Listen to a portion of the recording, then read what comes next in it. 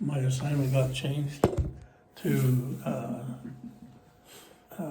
Da Nang, Vietnam. Oh. And I thought, oh, okay, that's an interesting.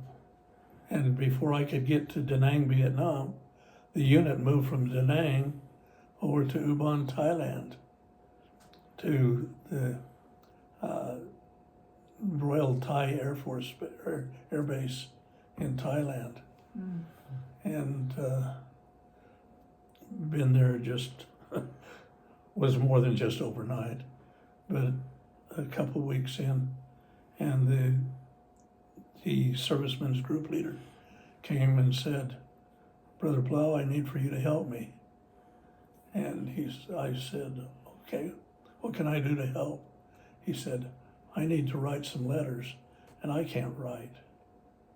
He basically could spell the, and that was about it. Mm. Was he dyslexic? Yeah. Mm. And he said, "Here's what I need to say. Will you write it for me?" And I told him, "Sure." So, and a few weeks later, there was I'm trying to remember what his calling was. He was in charge of all the chaplains in Thailand, the LDS chaplains. Mm.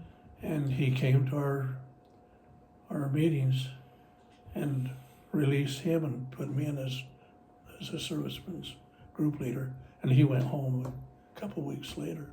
Mm. But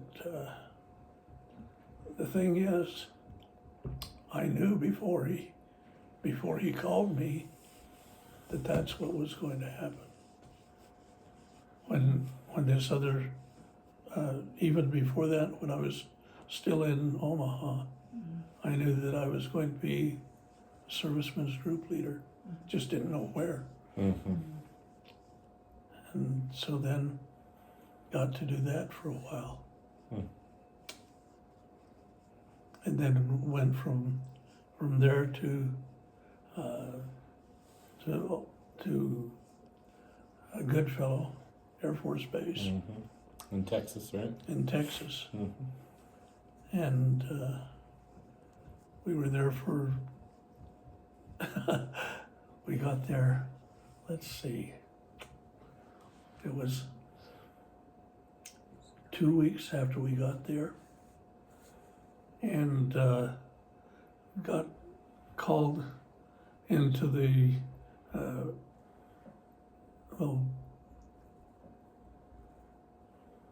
got called into the branch president's office. And he said, I'm sorry, he was a bishop then. Said, "We are adding an addition onto our building, and we need to finish paying for it. We need for you to come up with $1,000 to do that." And I thought, "Oh, we can do that." He said, "Would like it in 2 weeks."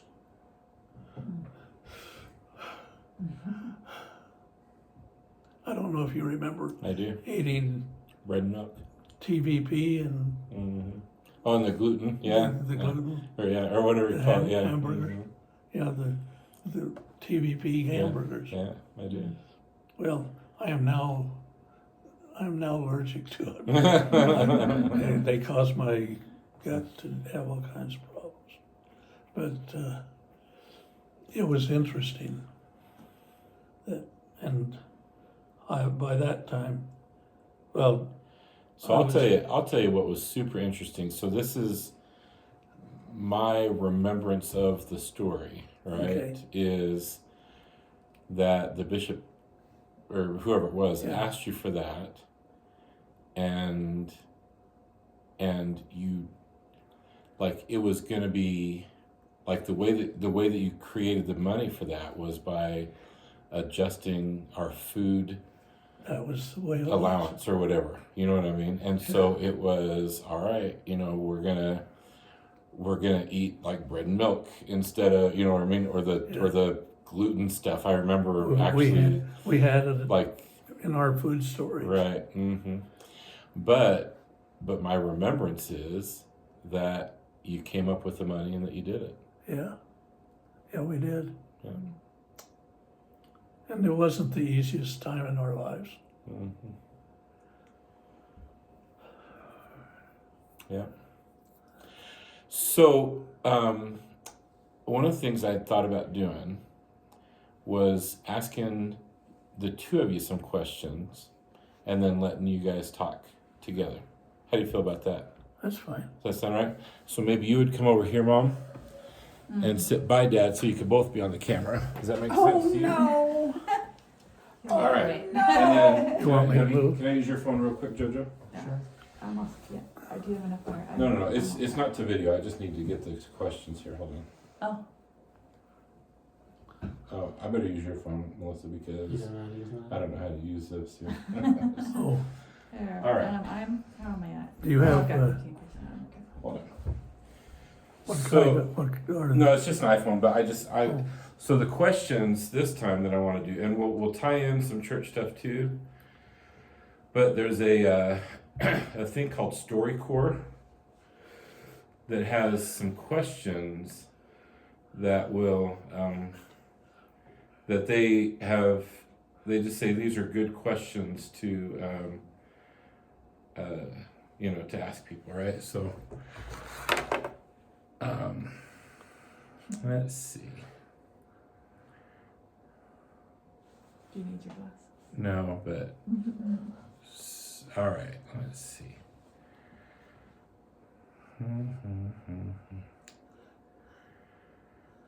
Well, where is Are it? you sure Hold you on. don't need your Stories. glasses? Looks like these. Well, I could look on mine, I guess, but Well, it'll be we're it'll we're be very worth it. comfortable sitting here. I know, right? Hold on. StoryCorps. You'll see what I'm saying. StoryCorps questions. If not, I can get it off of my. Okay, here you go. This is it. All right, you ready? All right. So, and we don't have to these are just some, we don't, any of them that you don't want to do, we don't have to, you know what I mean? And, all right, so, what is your earliest memory? Oh my. You tell yours. I remember growing up in Mesa, out on our little farm area, and Was that in town or out of town? well, yes. In those days, it was right on the edge. Our address was a half-mile north and half-mile east of the mill. And the church was right on the corner of where that intersection was. But that was where we lived. My grandmother lived over by the temple, and we were probably about the same distance from the temple there in Mesa. But my earliest remembrance is I was being out in the yard and just playing in the grass. Then it was Bermuda grass. And so, but I don't remember, for example, I don't remember when my little sister was born, Lois. Don't remember that. But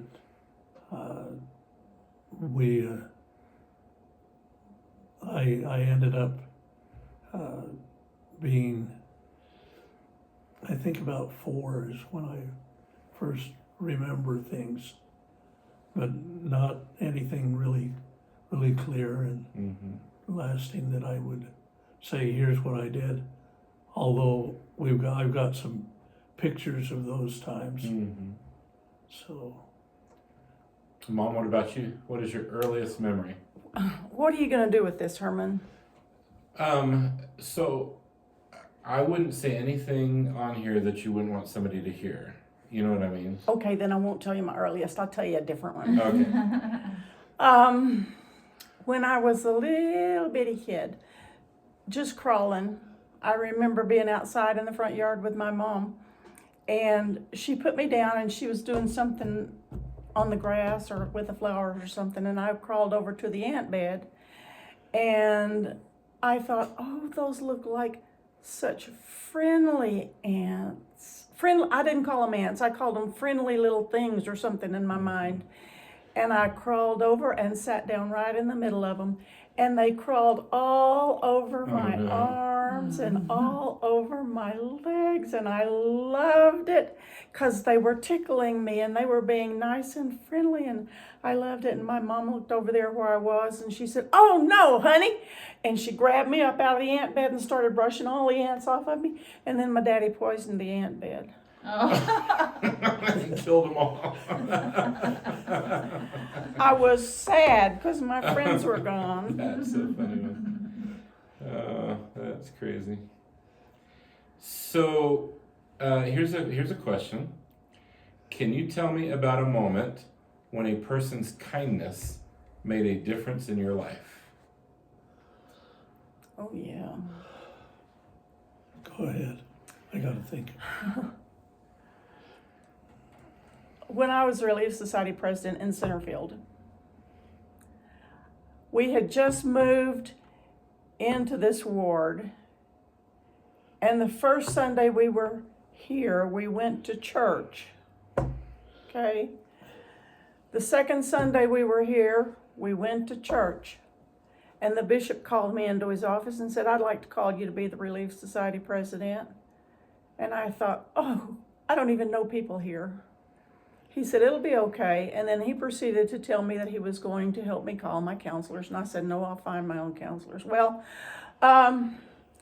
he told me there were some problems in the ward. And so I asked Heavenly Father to show me where the problems were. He did. I called all three of the sisters to be my counselors and my secretary. Didn't know what I was doing, but those were the problems. And they were really problems.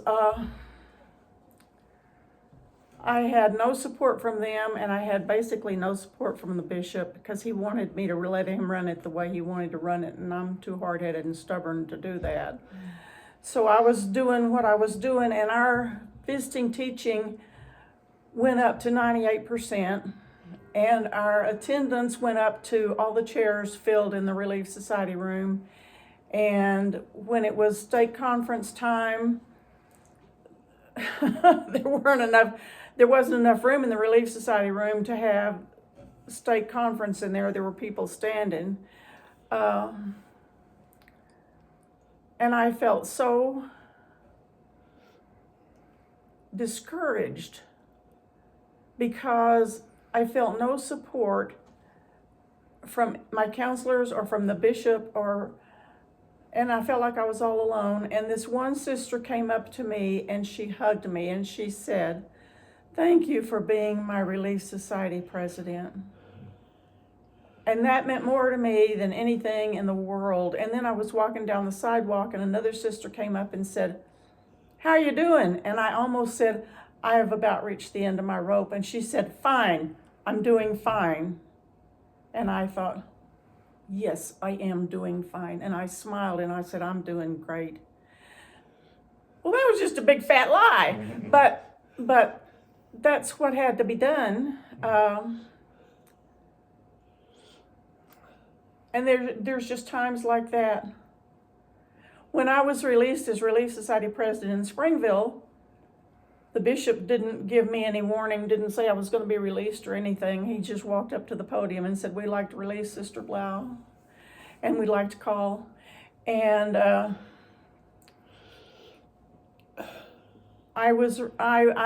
really tried my testimony. That really tried my testimony because I had no clue that was going to happen. I was working hard. I was doing everything I could do. We had lots of problems going on in the ward, And I just didn't expect that. Mhm. And I kind of collapsed inside myself. And the doorbell rang one day. And I opened the door, and it was the sister who had been in the hospital. And we had cleaned her house, and we had taken over food for her family because her mom was coming to help her when she came home from the hospital. We had done some things for her. And she had brought me a little gift, and she said, I cannot tell you how much I appreciate you being my Relief Society president. And she hugged me. And it's just things like that.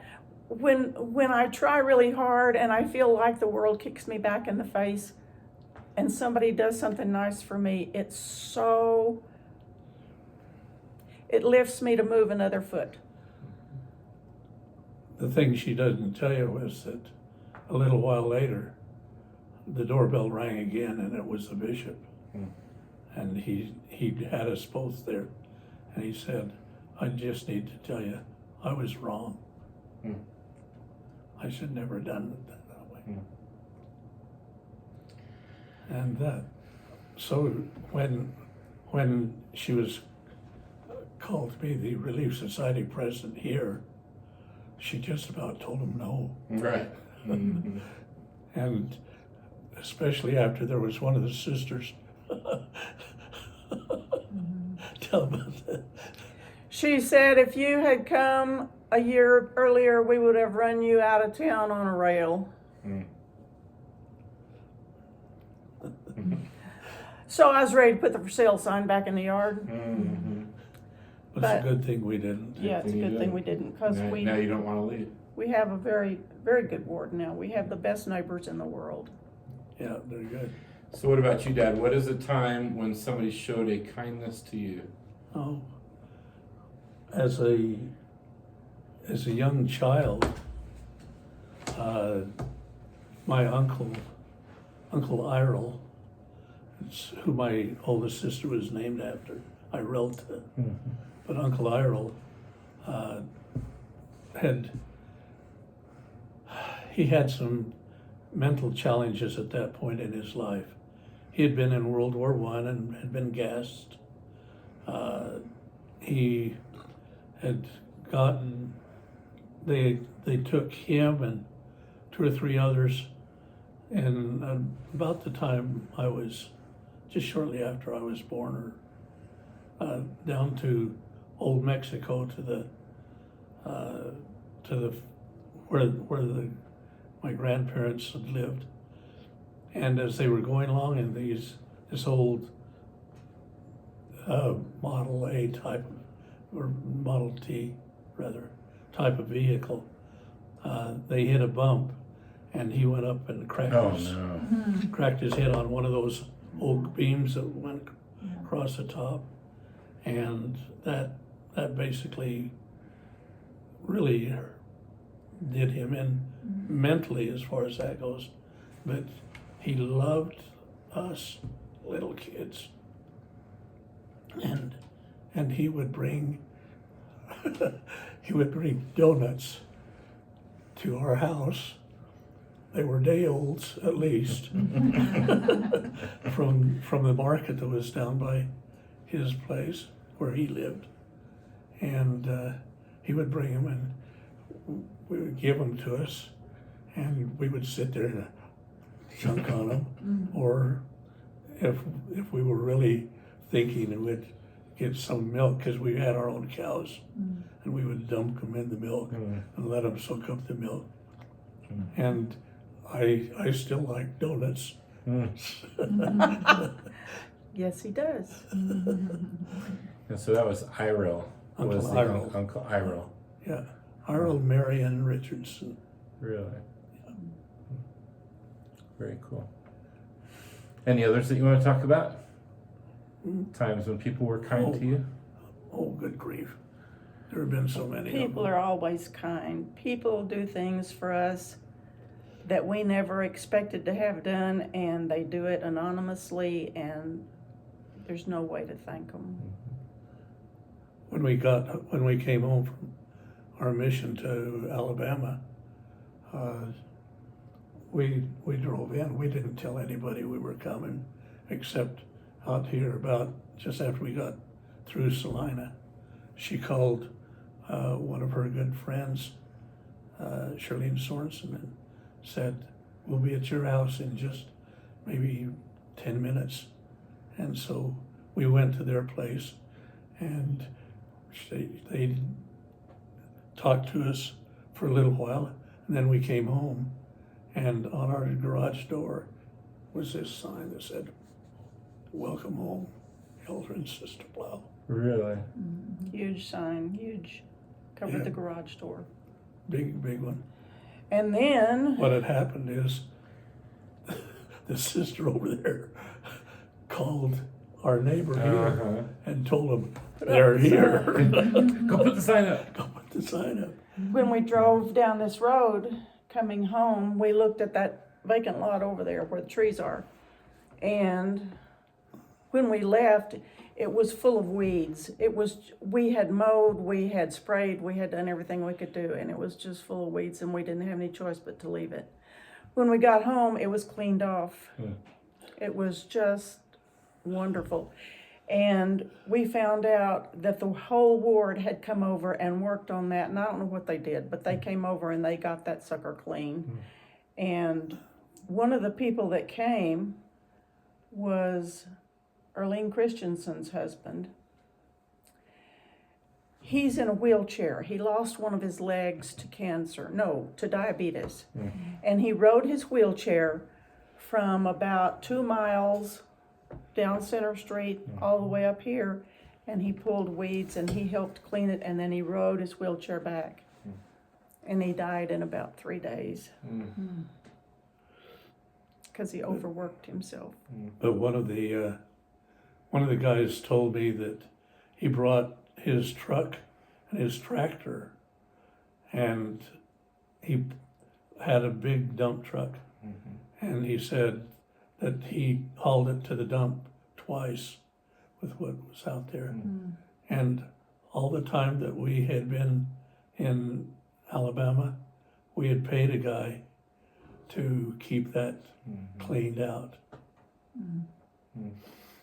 So that was a rough awakening. But anyhow, but when I was younger, when we lived there in Mesa, we lived in a ward that had a lot of very interesting people in it. And one of them was Farmer Brown. Farmer Brown was a good member of the church, white-haired, and probably in his 80s, but he rode a horse to church every Sunday, tied it out to the telephone pole or the electric pole out in the parking lot. And he was just a good, wise man. And we had some people, young men, who got their mission calls, and they went out and then came back because they couldn't handle it. And my brother Del Rey got his mission call to the Northern Far East Mission. When he got his call, he thought it was to the Northern States Mission, Northeastern, Maine and that area, and said it was to Japan. And he was just a little concerned. And when he had his farewell, Farmer Brown came up to him and said, "Well, young elder, there are 500,000 kids over in Japan that learn that language before they're 3. You can do it too." True. Good wise man. So anyhow, yeah. So here's a question that they have. What are you proud of? My family. 8 kids. and their posterity. I look at how y'all have all come along, and I think, well, Lionel raised you guys before I came into the picture. And I know he was gone a lot. And yet you guys have all turned out well. You got a good wife. You got good kids. That's true. And you're a good husband and a good father and a good son. Good priesthood member. Yeah. And the rest are the same. They just are walking their own path. And I admire them and I appreciate them and I am proud of them. And some of them are still mad at me because I was so unfair when they were growing up. But I wouldn't change a thing because look how they've turned out.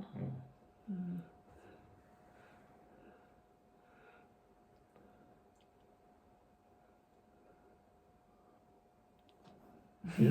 Say something. Oh, I was just thinking, we told Mark and Andrew that they needed to learn how to play the piano before they could play on a sports team or something like that.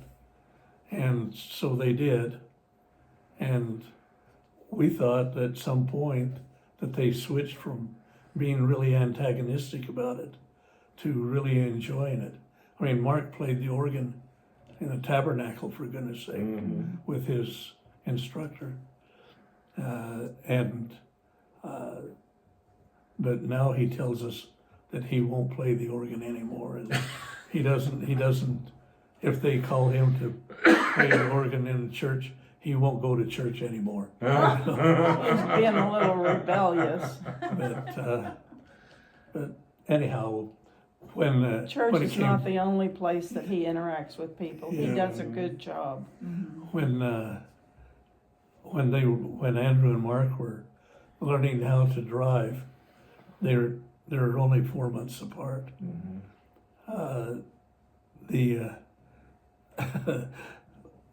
We decided that we wanted to, when they wanted their driver's license, we had told them, you have to get your Eagle Scout before you can get a driver's license.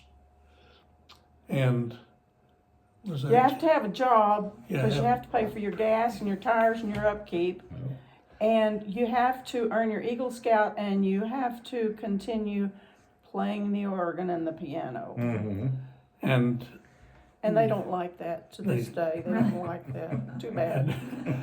And we looked around and we found a big old Oldsmobile F88, which is a huge Oldsmobile It's a car. room going down the road. And we told them they couldn't drive on the freeway either up there in Springville. That's what we have done with most of the kids, although Jojo does now. But we said, hey, you just don't need we don't need have you take those chances. Oh, the insurance too. They had to pay their own insurance. Yeah. But they, when they would go to prom, they would load their dates in this beautiful. It was a nice looking car. It was 4 boys and 4 girls, and they were scrunched in there like sardines. Andrew and Mark and Trevor and Rick. Yeah. So proudest, the thing you're proudest of in life is the family? Yeah. Yep. Where they are, what they're doing. I mean, it's always fun to have someone like the Keelings come back and say, "Hey, you were a great commander," or whatever. I just say, "Okay, yeah, good. Thank you. Yeah, thank you." But that was, it's really the best to the family is what's really important. Very fun. Tell me, so this is not part of this questions here, but How did you come to know that the church was true? Oh my.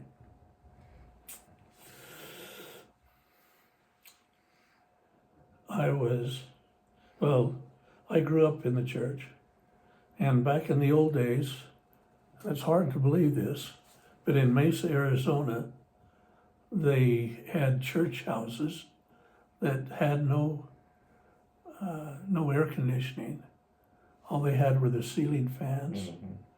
And so they opened up all the windows, things. And I remember standing up on the chairs, or on the benches, the wooden benches, and at some of those meetings, and feeling the Spirit. There was a time when I went to a stake, a priesthood meeting. I don't know, it had to have been a priesthood meeting, because there was a man that got up and sang Joseph the Seer, a tenor solo, and boom, I knew. Never doubted from that point on. The church, I knew that then, that the church was true and everything about it. And it has stayed that way.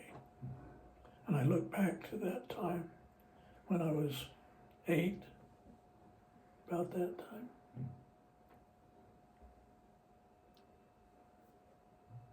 Me? Oh, I was a young mother, and we lived in San Angelo, and you were in the primary there. We lived in this house on Mockingbird, and there was a coat closet here on the right side of the hall, and every once in a while I'd go hang my coat in the closet, and I'd look up here and there would be books on this shelf. And one time I looked up there and there was something different, a book that was kind of made me wonder about it. And I thought, well, maybe that's an evil book. So I shut the door and went on. And I came back another day and I opened the closet door and there was that book. And I thought, I'm going to see if that's an evil book. I'm going to see what that is. So I pulled it down off the shelf. It was the Book of Mormon. And I thought, this doesn't feel evil in my hands. And so I started reading it. And I'd read it every morning before school, before I'd leave to go to school. And when I would read the Book of Mormon. Mm-hmm. Huh? She was teaching. Yeah. Every morning as I was driving to school, the sun shined brighter, the birds sang louder, the flowers were prettier, the breeze was cooler, everything was just better. And finally, I thought, And so the people that were babysitting for Stephen and Timothy were LDS. And so finally I said something to them about it, and they said, ooh. And they... Jerry would get up in the morning earlier and meet me and give me one of the lessons. And I didn't know what he was doing, but he'd come and sit down beside me and talk to me about stuff. And I thought, that is so cool. And the only thing I had a problem with was baptism for the dead. I thought, once you're dead, you are dead. That's all there is to it. Well, that's not all there was to it. And finally, I realized that when my Uncle Ned showed me his genealogy and the work that he had done for our ancestors, then I figured, well, He had it's all joined the true. church years earlier. Yeah, I figured it was all true because it all felt right. And that's where it started. And then when Jerry said he was going to arrange for missionaries to come, He arranged for missionaries to come over to his house. I didn't want to see them. I said, if there's any such thing as the priesthood, I want to see that. And so here comes your dad and C.J. Holcamp. And they came to our house, and I wondered, why are they here? They're telling me stuff I already know. I tell people, she taught us the lessons. But then I was baptized. It's super fun.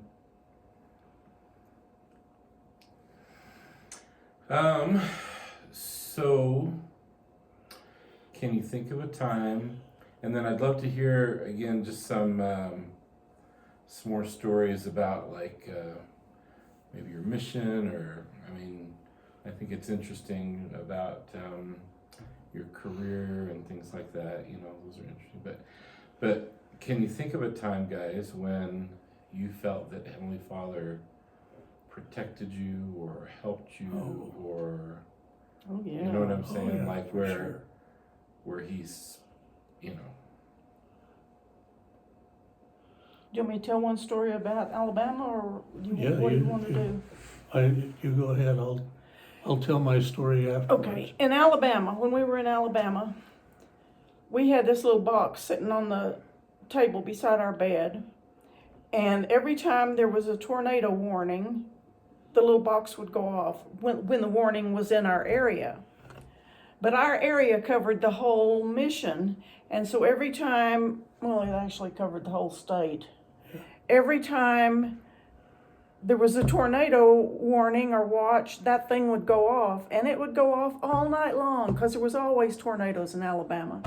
Well, this one time it went off, and it was pretty specific about where it was. It was coming for our house, for our condo. Right up our street. And so they said, if it's coming at you, you get in the tub. So we went and got in the bathtub. Here we are in our pajamas in the bathtub. Now Lionel got the easy end. He got the slopey end. And I got the end with a spigot. And so I worked myself in there, and we sat there and we waited for a while Had a couple blankets with us. in our pajamas, and nothing happened.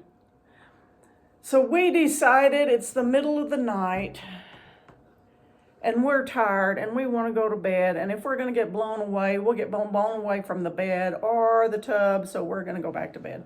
We couldn't get out. Of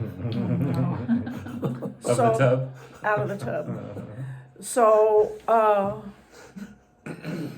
Lionel tried getting out first, and finally he was able to get out, and then he kind of unscrunched me from around the spigot and the handles, and I could get out, and we went back to bed. Well, we found out the next morning that tornado had lifted and gone right over.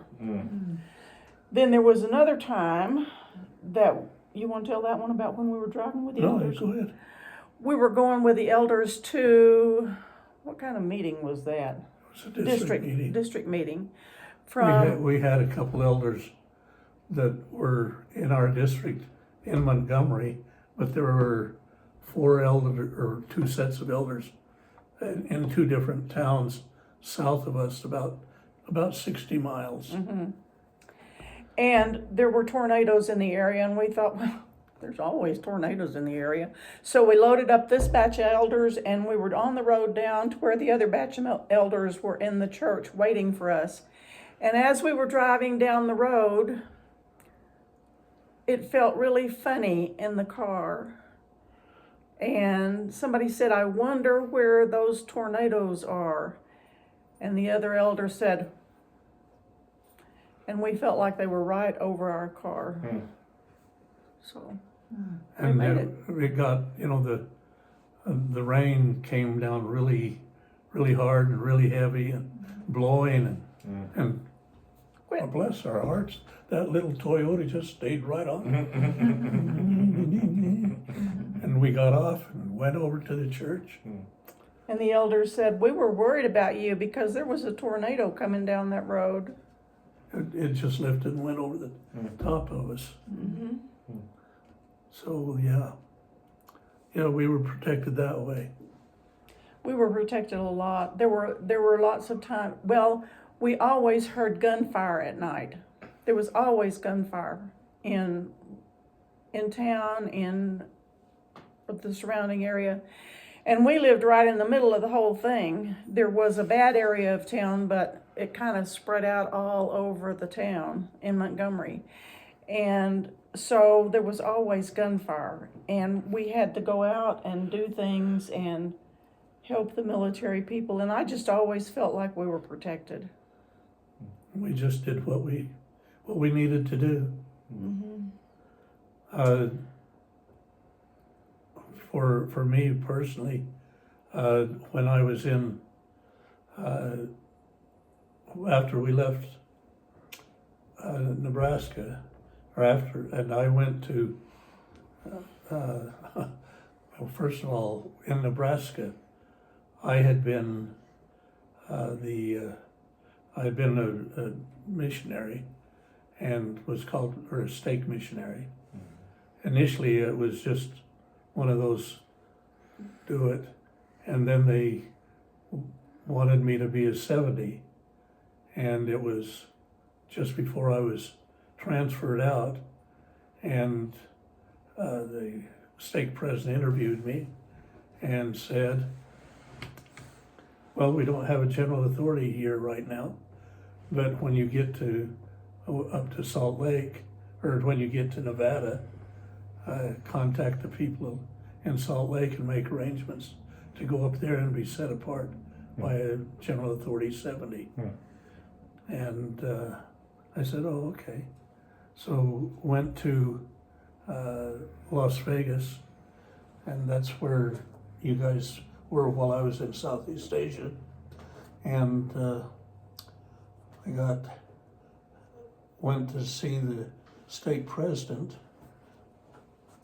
His name is James K. Seastrand. Say the name again, because it wasn't clear. James K. Seastrand. Just a minute, I'll see if I can find it.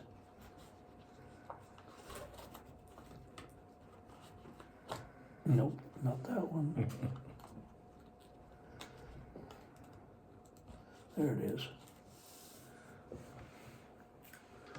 I got there and contacted the stake president. And you turn it around.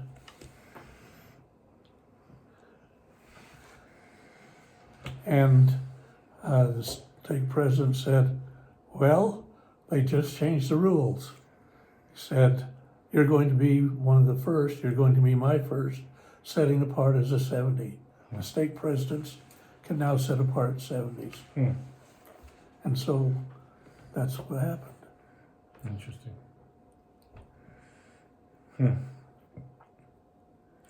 And then when I went to Southeast Asia, before I went there, went down to see Grandpa Blau, and I asked for a father's blessing. And he told me in that blessing that if I lived the way I was supposed to, that I would come back from Southeast Asia, and that I would be fine.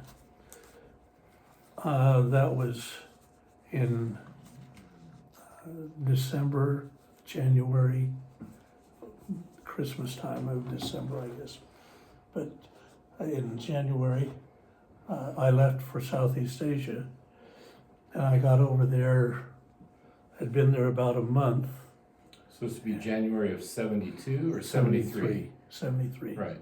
And had, because you were born in 72. So I was born in 71. 71. So I'd be about 18, a year and a half, a little bit over a year. Yeah. Yeah. And I had put myself on the schedule to fly. We were flying the EC-47s. We would fly out of Ubon, Thailand, and go over Laos into Vietnam and fly and do our secret missions over there and then back over Laos and then come back to Ubon. And I thought, well, I'll schedule myself to go on one of these so I can get the flight pay and the combat pay that went with it.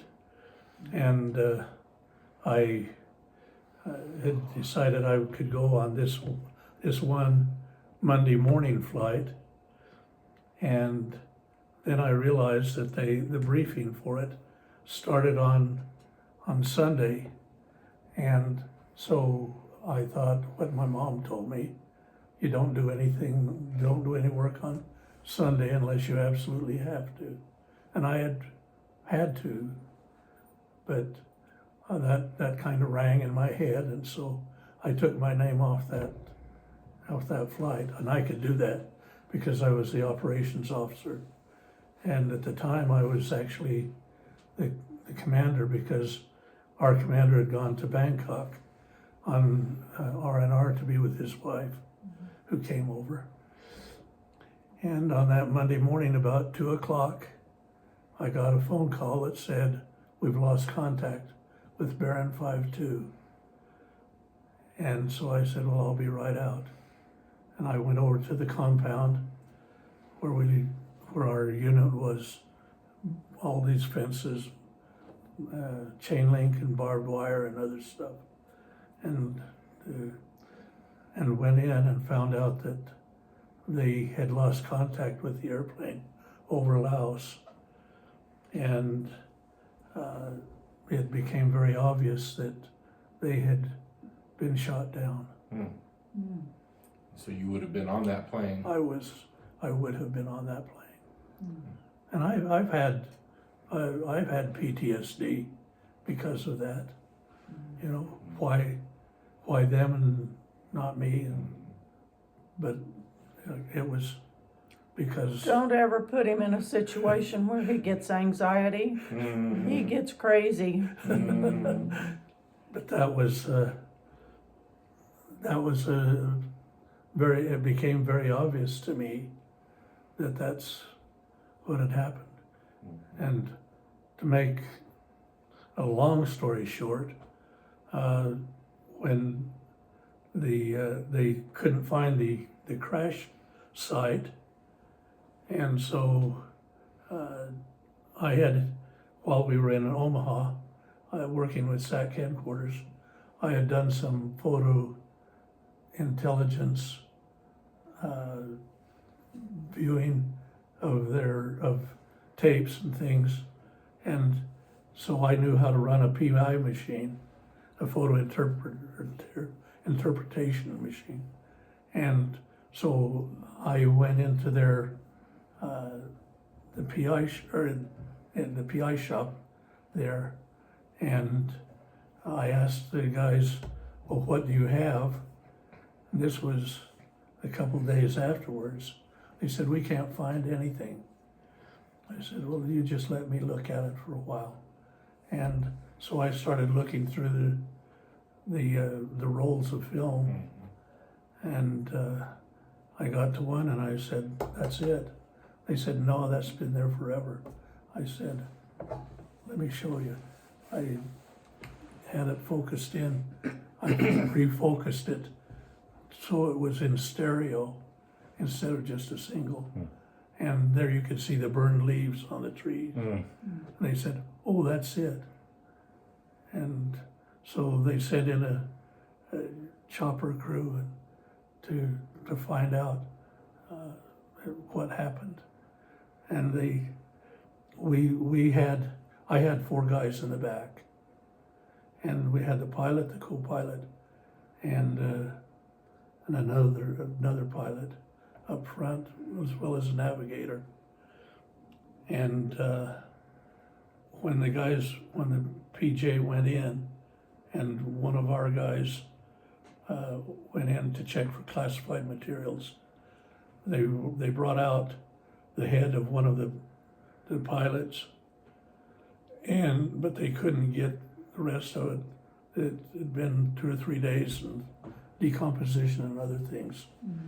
And so they were able to identify the front end, but they never did get the back enders.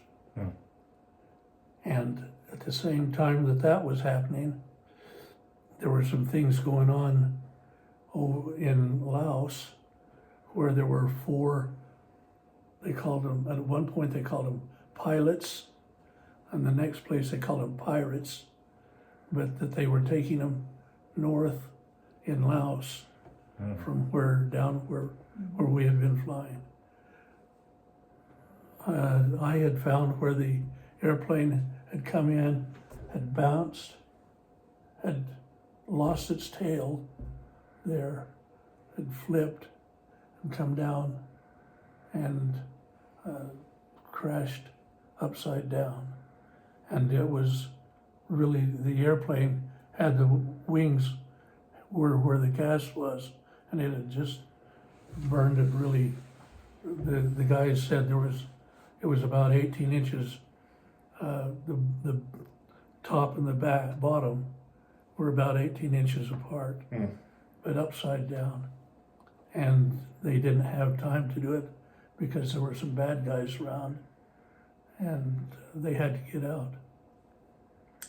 Anyhow, they got them out, or they got out, and 3 years afterwards, I thought that my guys had gotten out of the airplane. But the people back this was 5 days after the Paris Peace Accord was signed. And the government didn't want to acknowledge that we were anywhere in Vietnam or Laos. And so they had them declared KIA instead of MIA, missing in action, killed in action. And I still think they got out. I got called back to Washington, D.C. by their investigator. He wasn't investigating, he was telling. Covering up, yeah. Yeah. And the guy from our unit that went in and actually brought out the head of the one co-pilot, he had called him and told him that he was lying and that he needed to change his story.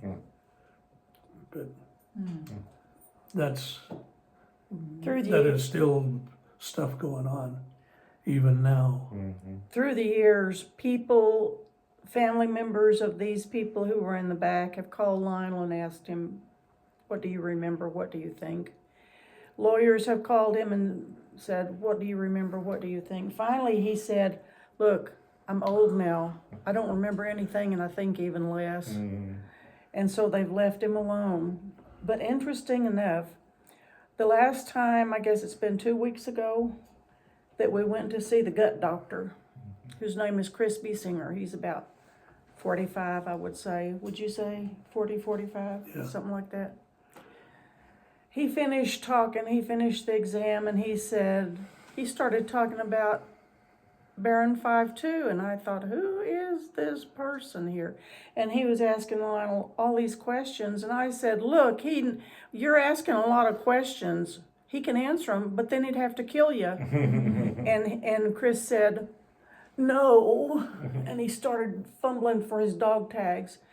He had just been made, He was the commander of a unit up north. and he said, he had the clearances, Hmm. and he said, yeah, I need to know this. And because you guys are going, we're here. These are our guys now. It's our job. Yep, he said, let us handle it. We're going to have some problems in D.C., but we're going to handle it. Let the new generation do it. Interesting. And that was so nice because it took a weight off of Lionel. Somewhat. Somewhat. Anyhow. So tell us of a time in your young mission. Tell us some stories about your young mission. Oh, young mission. So you served in I served in North Germany. North Germany. What year? Oh. What year did you serve? I served 1961 to 1963. A 2-year mission? 3 year? 2.5 years. 2.5 years. Because back in the day, they added 6 months to a foreign language mission. Because we didn't have an LTM or anything Right. like that. Right. But it was for you, Jojo, what back in those days, we had to be interviewed by a general authority in order to go on a mission. And the general authority who came down to interview me happened to be S. Dilworth Young, whose name was on that. We have a book of his in our, in our But library. S. Dilworth Young was, he had been on a mission with my uncle and my aunt, and knew my dad, knew my the Blau family out there in that area, had visited them. Yeah. But so when he called me in, he said, well, Brother Blau, Elder Blau, I know your family. I know who they are. I know what their background is. And he asked me the questions, and I responded. And then he said, now, if you could tell me, do we have time? No, we're good. Yeah. Said, if you could tell me where you would like to serve. And I had been having some serious problems within myself, wanting to go where the Lord wanted me to be, not where I wanted to go. And so I told him, I'll go where the Lord wants me to go. And he said, okay, I know that, but where would you like to serve? And I said, Elder, I want to serve where the Lord wants me to go. And he grinned at me. And he said, well, if you could give the brethren a hint where you would like to be, where would it be? And I said, oh, I'd really like to serve in Germany. And so, Now, was there a reason for that, or? just because of the Blau background. Right. And so I said, well, yeah, I'd like to. And I had taken German in college, but I didn't get good grades. I C and D, or C's. Somebody I guess- didn't study. Who, me? But then I got my call to the North German mission. The headquarters was in Berlin, but it took in all of North Germany, including Hamburg, and up in the peninsula, up towards Denmark, Schleswig-Holstein area. And so when I got the call, I flew into Berlin, because at the time there were just the 3 corridors going into Berlin. One from Hamburg, one from Frankfurt, and one from Munich. And there were trains that went in also, but there were highways.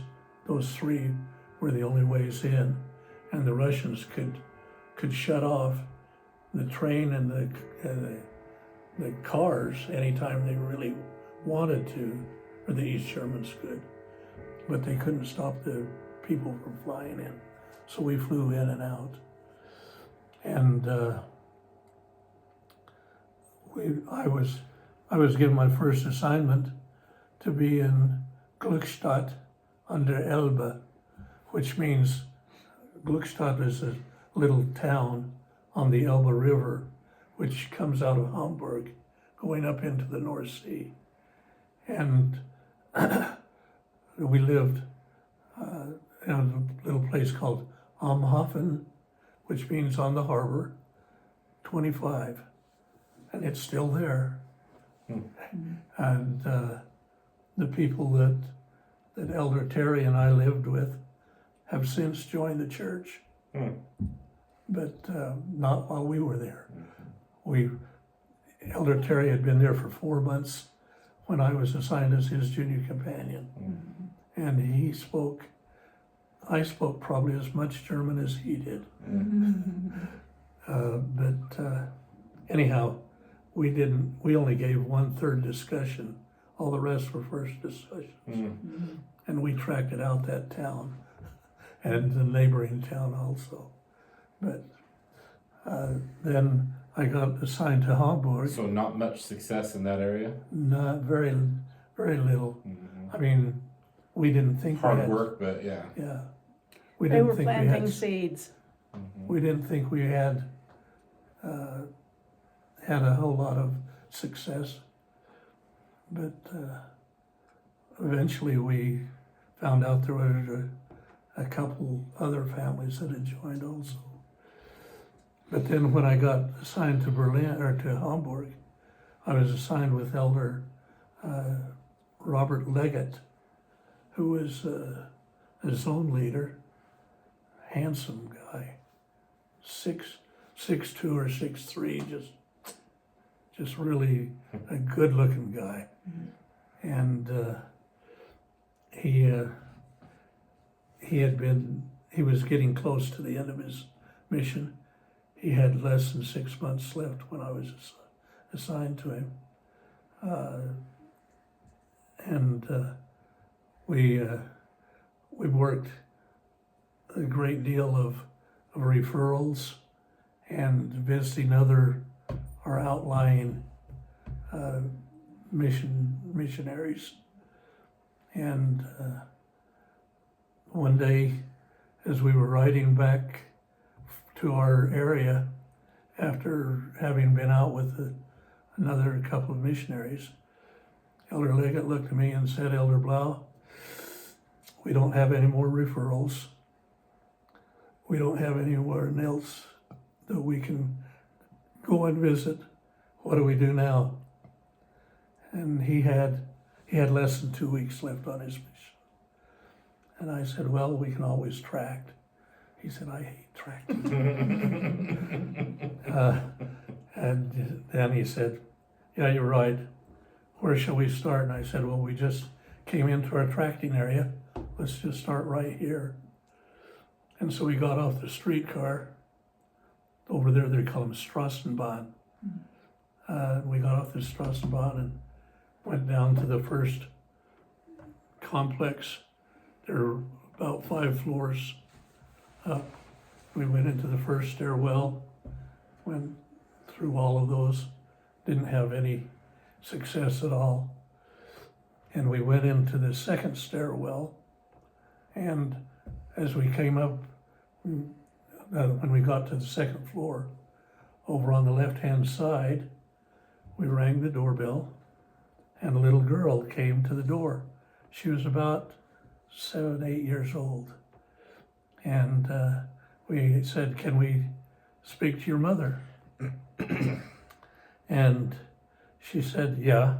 And she left the door open and ran down the stairs. And so we just stood there and waited. And pretty soon the little girl came back up and said, "Mama's downstairs doing the washing," because that's where the laundry rooms were.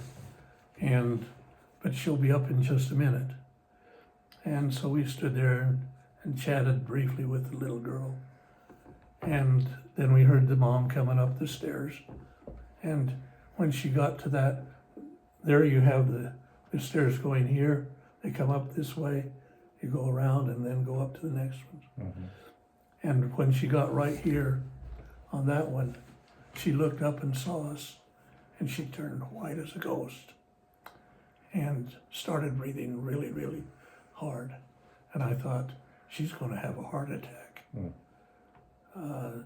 But she didn't. She came on up the stairs. And we chatted with her for a few minutes, and she said, "I don't have time to talk to you today, but if you'll come back next Tuesday, I'll have time to talk to you then." She said, "But leave me something that I can read, and I'll get with you, and I'll even come to church." Well, if we had a dime for every person who said that, we would be rich. Well, and that's kind of what we did. We just left her and we went. Very little success the rest of the day. On Sunday, I had to give a talk in church, and so I was sitting up front when she came in and sat down, Elder Leggett saw her and she sat down with him. And afterwards, she told him, or he told me, that she was really excited about what she had heard. And so we said, well, that, we thought that's great. We'll go and visit her on Tuesday. And we got there on Tuesday, and she, as we went into the house, the daughter was gone, her husband was gone. And she said, if you'll sit here on the couch and let me sit over here, before you start, I've got something I want to tell you. And me, I've been there, 6 months or so. I could understand German pretty well. And I thought, oh no, not another German war story. Mm. And she said, I'll just tell you, I know who you are. She pointed at my companion and said, your name is Robert, and you're going to be leaving soon. He had 3 days left on his mission. And she said, and you, I don't remember your name, but you're going to stay here and teach me something important. And she said, I dreamed about you 15 years ago. And I kind of went, I know I did. Because she said, if you don't believe me, ask my husband. I described you to him 15 years ago. And it turned out to be one of those where the husband had told her she could not be baptized. She wanted to be baptized right then. But of course we needed to do the lessons and things. But then I got a new companion, Elder Bryson, and he's brilliant. He was a BYU economics professor. He became one. And he taught, and we discussed with her husband many times. Sometimes it got a little bit, not heated, but pretty direct, about free agency and able to do things. And eventually, one night about 10 o'clock, well, after time for missionaries to be at home, he said, well, okay, she can be baptized. And we then left and went home. The next morning, she contacted us and said, come right now, I want to be baptized now. She said, I know my husband. He's gone to Stuttgart, maybe it was Munich, but done South Germany, and he will change his mind. I want to be baptized now. And so we got everything all together, and I remember stopping at a kiosk and buying a white chrysanthemum. No, what is it? Chrysanthemum? No, So a flower? Little white flower. Oh, carnation. Carnation. White carnation. I remember that. But I bought it. It cost a mark, which is 25 cents back then. And but we took that and she was baptized. And then we gave her the carnation and took care of all the paperwork that needed to be done. One of the reasons was because the custodian of the church lived in the church back in those days, in that particular building, he and his family. And so he was able to get everything together for us. And so she was baptized. And then that night her husband came home, said, I've changed my mind, you can't be baptized. And she said, too late, already been baptized. And so he said, well, I'll prove to you that it's wrong. And he started reading the Book of Mormon and doing some looking into it. He went south again, and one of the brethren from Hamburg was the translator for Alvin R. Dyer, who was a general authority, 70 back in those days, and who eventually became a counselor to President McKay. But